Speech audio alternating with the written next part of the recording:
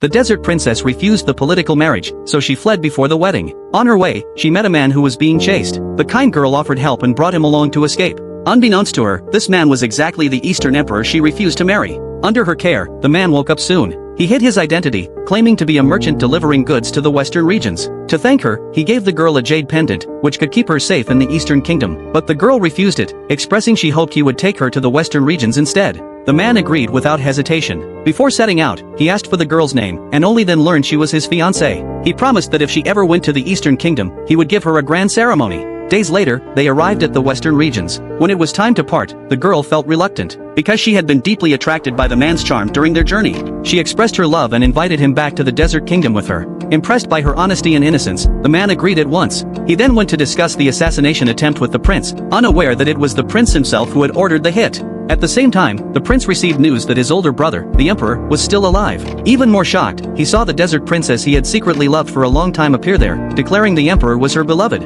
Out of jealousy, a huge plot began to form in the prince's mind. Soon after, the girl took the man back to the desert kingdom. She happily told her father that she wouldn't enter a political marriage, but wished to wed this man instead. However, the desert king had seen the portrait in advance, and recognized that the man was exactly the Eastern emperor. He asked repeatedly if she was certain. Seeing this, the man swore to the king that he would treat the girl with all his heart and never let her get hurt. The king felt relieved. He drank the oath wine and approved the marriage. Then he handed the political marriage document to the girl. When she saw the man's name on it, she was stunned. The man apologized immediately, explaining he had hidden his identity fearing she would run away. Though angry, the girl was soon carried away by the excitement of the upcoming wedding. She left to change into her wedding dress, not realizing that danger was approaching. During the ceremony, the man presented generous wedding gifts to the king.